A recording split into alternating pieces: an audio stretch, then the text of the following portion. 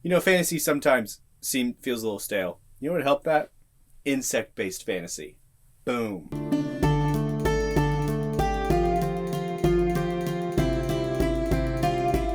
Hello, welcome to the Ponderings of Pete. I am Pete. This is my channel. If you like this video in the end, please go ahead and like it. If you don't like it, you can go ahead and dislike it if you really want to. And yeah, go ahead and subscribe if you want to see more of me. And go ahead and hit the bell notification as well, because that helps my videos reach you faster. I am talking about who I am. I'm a booktuber. I do fantasy. I do sci-fi. I do all sorts of interesting stuff. Mostly fantasy, though. So let's talk about Shadows of the Apt, which is why you came here. I'm going to be talking about the first 5 books in this video because that's where I've read up to. I'm currently in the middle of the 6th, but I'm not really going to comment on that until I'm done with it. But I think the first 5 was an appropriate place to start this review for reasons you will see. First off, what is Shadows of the Apt? It's a 10-book series by Adrian Tchaikovsky. This was his debut series. In fact, to the point that he actually had the first 4 books written before he got the first one published, which is so interesting because you can tell. You'll see. This series basically chronicles, at the very core of it, a war between what is known as the Lowlands, which is a bunch of city-states, and the newly risen, within like the past 20 years, Wasp Empire. And that's right, the Wasp Empire. That's the other interesting thing about this world, is that everything is insect-based to a certain extent. Humans are labeled not by, black, white, Asian, all that jazz. They're labeled by what kindin they are. So you have ant kindin, you have beetle kindin. These are people who their ancestors revered and formed a spiritual connection with a certain type of bug, which these bugs can actually be giant. So you have giant mantises, giant beetles. Not that we see all of these things. We actually see giant animals very, very rarely. So if you're worried about giant spiders leaping off the page, you're not going to see this. I mean, I actually have encountered no giant spiders at all. That actually is one of the big pulls of this series for me, is it's so different because it's, more insect-based than anything. So the Wasp Empire is trying to take over the Lowlands, or take over the world in general. Just expand their borders. And the Lowlands, which is made up of city-states, whether it's ant, whether it's beetle, whether it's miscellaneous, they are fighting back. The series provides a backdrop of technology versus magic, or and the explorations of both on both sides to a certain extent, so that they can win the war. So it's very interesting to see that you actually have 2 completely different types of people, the apt and the inapt, one of which, the inapt, can actually not use technology, and the apt are less likely to actually even believe that magic exists, which is so interesting, and I'll talk more about that later. Why should you read this series? I'm glad you asked, because it's a good series. Let's start off with some pros and cons, because that's probably a good place to start.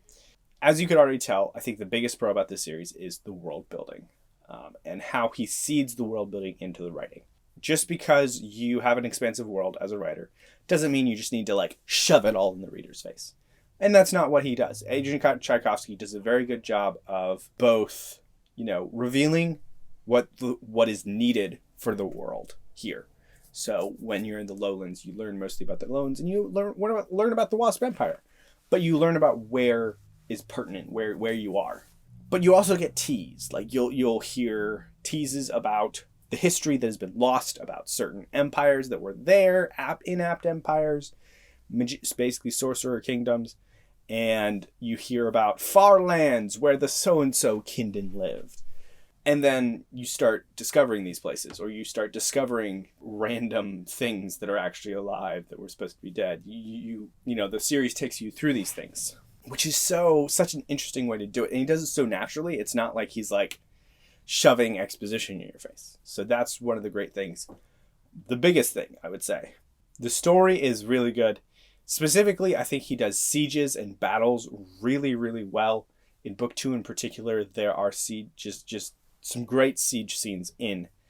It's probably my favorite thing about that book, just with the juxtaposition of the different sides and how he set everything up. It was really cool. I also think his exploration of technology versus magic it's subtle, In the first 4 books, it's actually not explored too much, but it started there were things that felt like they were being set up there. Inapt versus apt, which is magical. Inept people that are magical or inapt, you are more inclined to pursue magic and actually can't use a lot of the technology that exists. Like they can't even do basic doorknobs because it's too technological. And as well as that, the apt are the ones who invented things and everything. And they can't necessarily believe in magic. Like it's very hard for them to accept that magic exists. So they're very logical and science minded, or they tend to be, but their mind just won't grasp the fact that magic exists, which is really interesting. Now, the apt versus inapt dichotomy provides a really good backdrop for the world building. This is a classical fantasy of the world in the sense that, you know, we used to have these overlords of a great race that enslaved us. But we rose up as, you know, the little people rose up and overthrew them.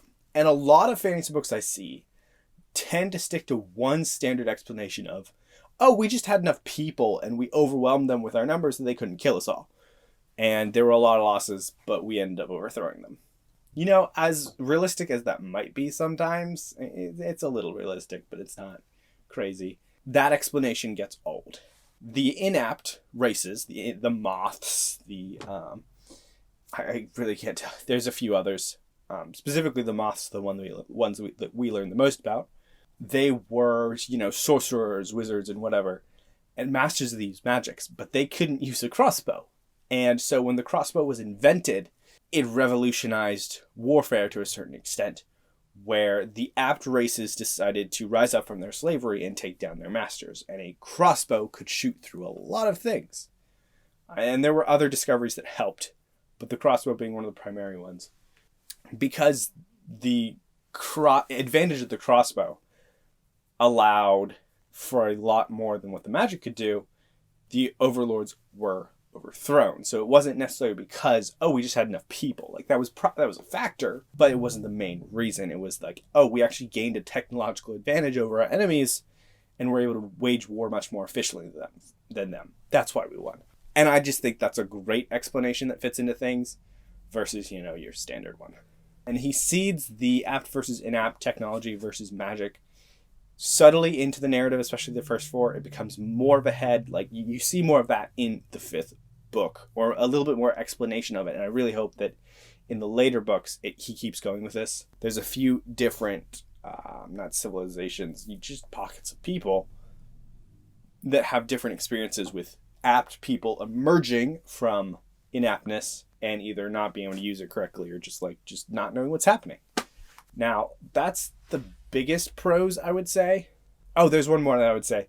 There are some really good characters in this book that really make you think, that really make you they make you ponder. They're very some of them are very likable, and just help you get attached to the world as well as to them. So let's get into some cons. I think the first one I'm going to say is plot armor. In the first 4 books, I think plot armor is pretty heavy. In the 5th book, it felt like it was more, some of the things were more justified than some of the outright plot armor that happened in some of the early books. But it's just like, oh, these characters are put in situations where they should have died, but they didn't. That happens a few times, and that was frustrating. Some of the characters are really not likable at all, and really just not, you're not able to connect with them. You're not able to like them from the oh, you're a villain. No, you just don't care for these people. Some of them it's hard to get invested. And from what I could tell, just from doing this read along with a bunch of people on Alan's server at the Library of Alexandria, I think a lot of different people like different characters. The cast is so diverse that there's also a diversity of favorite characters, which I think is really, really good. It means you have good writing because different people are able to connect to different characters, and thus you can have an argument about who's the best character, which is a great thing to have for a book. Because random people are fighting about who's the best character? Yes, you've succeeded as an author. The other thing that I would say is, especially in the first 4 books, the large cast of characters also hurt it because it became a little bit bloated. In book 5, Tchaikovsky managed to focus in on a few characters rather than keeping with the expansive POVs that he had in books 1 through 4. So while the first 4 books are a little bit bloated, I am definitely encouraged by book 5, The Scarab Path, that he will do better going forward, simply because it was a more focused book. It was a more single character focused book than it was, hey, we have 10 POVs randomly, and this book is like 500 pages. It's hard to get attached to a lot of characters with a lot, and when you have so many POVs, but in very little time. That's the pros and cons.